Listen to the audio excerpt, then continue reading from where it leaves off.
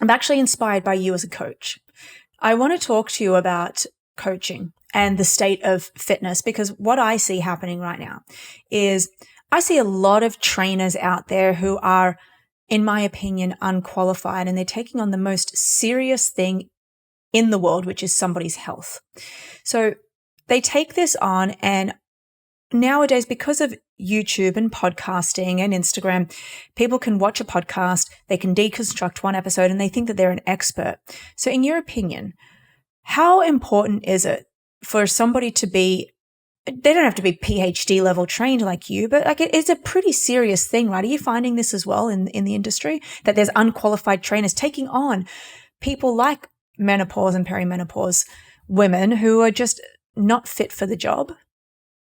Personally, I'm very detached from the real world in the sense that I don't spend a lot of time on the internet. I don't spend a lot of time on social media, even though I do have, a YouTube channel now and I am on Instagram. So I'm shielded from that personally. But I have students, I have colleagues who tell me about some of the horror stories or what people say. And yeah, it's very scary.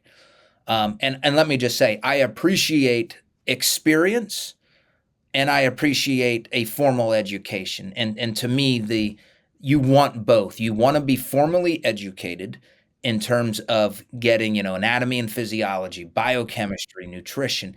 I'll just say, I think the best degree for everybody is exercise science. Am I biased because I'm an exercise science professor? Absolutely. But it's such a gateway to all the other like pre-med, physical therapy, coaching, fitness coaching. So getting that education, and again, that does mean, and again, anatomy, physiology, nutrition, biochemistry, all of those things. But then I don't like the evidence-based warrior who makes every decision based on 12 studies they just read. That's a horrible coach. Research is always lagging behind what the best coaches are actually doing. So you combine that education with real world experience, and then I think that is the merging or the synergy of the best coach. They spend the time doing the research. They're able to analyze that research because of their education. And now they're experimenting in the real world. And I do mean experimenting because everybody's going to have their first client, their second client, third client. And now they're starting to develop a true professional coaching service that's, to me, that's the ideal. Education, formal education or knowledge, practical experience.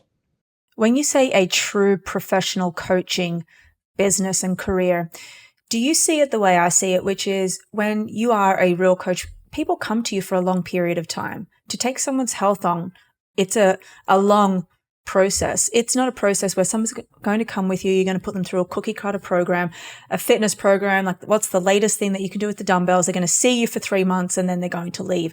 I think if you're going to be a master at what you do, you're probably going to see clients for a long period of time. I'm talking years.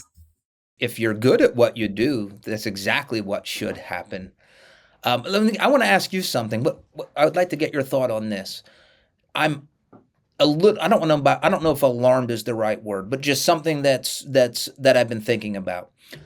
A lot of people are starting to demand of their coach that they're an expert programmer, so they have to know all of the best resistance training programming and the best types of cardio and the different types of diets and the diet, let's say they want to lose body fat, how much of a deficit, and the best supplements to take.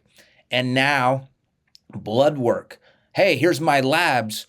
Tell me what I need to work on. And again, I'm getting into this space, which is admittedly very overwhelming. And again, I have a PhD, and I'm saying I have so much to learn, and that is about hormone replacement therapy, just the different types of how you take it, whether it's pill, pellet, injection, how the body responds. It's overwhelming. I guess I'll ask it like this. Is it possible for one person to be an expert in all these areas? And what do we do when clients are almost demanding that of their fitness professional? I love that question because I think that a lot of clients are demanding it because they're seeing it on social media. They're breaking down the latest episode of the Huberman Lab podcast and they think, well, I heard that you need to be taking, 20 grams of creatine per day. But if that's going to raise my creatinine levels and I'm perimenopausal, is it going to make my hair fall out? And they're talking to their trainer and the trainer's like, I'm not sure. I think creatine's good for your muscles. And they don't know. And then they're deemed as looking bad. I think that all coaches need to have a baseline understanding of how to sift through the evidence first and foremost. Because if you know how to look up PubMed, right? And you're really able to validate research and then disseminate that research and put that out there to the world. I think that's a really beautiful gift to have. It takes a long time, right? And I publish quite often, from systematic reviews to RCT. So I'm in there as well. It takes a long time to understand that.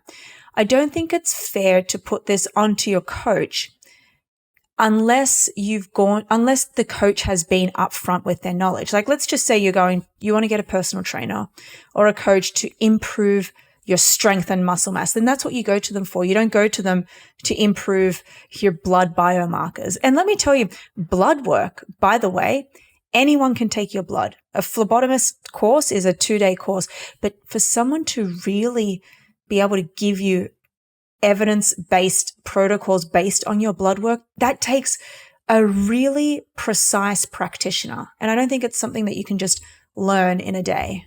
Oh, yeah. Yeah, definitely not in a day. And then I remember in grad school just trying to learn about iron metabolism. Like, oh, let me test your iron. Oh, God. Yeah, good luck. Yeah. That and about 12 other tests that are all interconnected. Yeah. Like, it's... Even the lipid panel's like horrific. Like, there's so much more to triglycerides, total cholesterol, LDL, LP(a). The most important aspect of all of this actually in medicine is a patient history. And I think what I'm seeing in the coaching industry is coaches aren't even equipped to taking on like a client history, like sitting down with your client for 3 or 4 hours, figuring out who they are, what their history is, can tell you so much. Like, epigenetics is a big thing. It can tell you so much about how they want to train, how they're going to eat, if they're going to even turn up to training, like how really understanding your client can pay dividends in the results that they get. Yeah, and you said something. You said 3 or 4 hours. They would laugh at that. They're thinking volume. I got to scale my coaching company. You get 15 minutes on your discovery call, and then I'll see if you're a good, right? That's how it's often done. And I don't know how your coaching services work, but that's where you're doing trading time for money, right? I see fitness now completely different. I actually started my career at the age of 18 as a personal trainer. I went and did my course quite some time ago, I won't lie. I remember it was a 2-day course. I did it at a place in Australia called Fit Nation, 2-day course. And then I was told, I went and worked in a gym. And I was told, like, you've got to sell packages, like sell 20 packages. And I was like, oh my gosh. And that's what we were doing. I didn't even get to know my clients. It was just like, you want to sign up for 20 packages? Great. And just getting them to work out, right? That was such a long time ago, but we just have so much more knowledge now. But then again, you have to be in the position to be able to demand high fees, right? To demand high fees, to get somebody on board who's going to stay with you for a long period of time and be able to work with them to cater for all of this. Yeah, because if you're going to spend that much time, which we both agree you should, you got to be able to pay your housing, your food. You have to have a high fee. And this is my favorite part about my job. Like, I prepare future fitness professionals. And again, one of the things that I don't like about our education system, like, we teach them a lot of exercise science, but we don't necessarily do a great job of the business side of this. Do you teach the business side as well? Not formally, but in my classes, I try to teach as much as I can in what I've learned in business. Now, I'm not an entrepreneur, but I've done enough that I'm like, hey, here's a mistake I made. But we do a great job of what you said about client histories. Like, well, first of all, you better have liability insurance if you're a trainer. Make sure that you have them sign a waiver of liability and inform, like, all of those things that if you're not getting a formal education, I've talked to people who are like, yeah, I don't do that. And I'm like, ooh, what can that do? I can't imagine. Again, that's just like basic exercise science. That's like basic business, like just fundamental. Again, we don't have business classes in our exercise science program, But we obviously educate on all those coaching fundamentals. Protect yourself, stay in your scope. If you're not an expert on this, don't say you are.